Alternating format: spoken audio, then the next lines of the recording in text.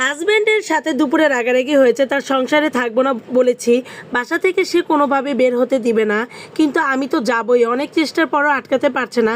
ছেলে ঘুম থেকে উঠে গেছে, ছেলের কাছে গিয়েছে, এই ফাঁকে আমি বাসা থেকে বের হয়ে গিয়েছি। সে তখনও আমাকে বারবার ডাকছে, আমি ফিরেও তাকাইনি, সোজা সিঁড়ি থেকে নেমে গেটের কাছে এসেছি।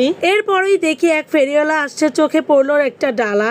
লোকটাকে ডাক দিয়ে গেটের কাছে এনে হাজবেন্ডকে কল দিয়ে বললাম তাড়াতাড়ি নিচে আসো। ঘুমের ছেলেকে নিয়ে সে নিচে আসলো। ফেরিওয়ালাকে দেখেই সে বুঝতে পেরে গেছে যে কিছু কেনার জন্য তাকে আমি ডেকেছি। একটু ভাব নিয়ে বলল, কি যাবা কোথায়, যাও না কেন? আমি নরম সুরে বললাম, মাছ কাটতে গেলে সমস্যা হয়, একটা ডালা কিনে দাও। এরপর 150 টাকা ডালা 100 টাকা দিয়ে কিনে দিল। তারপর ডালাটা নিয়ে আমি সুরসুর করে সিঁড়ি দিয়ে উঠে গেলাম। আমার হাজবেন্ড বলল, মেয়ে মানুষ। যুদ্ধে যাবার আগে রাজা তার সুন্দরী রানীকে এক ঘরে রেখে দরজা তালা লাগিয়ে তার চাবি তার প্রিয় বন্ধুকে দিলেন, আর বললেন আমি যদি আর 4 দিনের মধ্যে না ফিরি তো তালা খুলবে এবং রানীকে বের করবে। রাজা ঘোড়ায় চড়ে যাওয়া শুরু করলো, আর মোটামুটি আধ ঘন্টার পথ পেরোলো। তারপরে শব্দ পেলো তার পিছনে কে যেন ঘোড়া ছুটিয়ে আসছে। তারপর রাজা থামলো এবং দেখলো তার বন্ধু এসেছে। কি হয়েছে রাজা জিজ্ঞেস করলো। তখন বন্ধু বলল যে এটা তো নকল চাবি, এটা তো আসল চাবি না।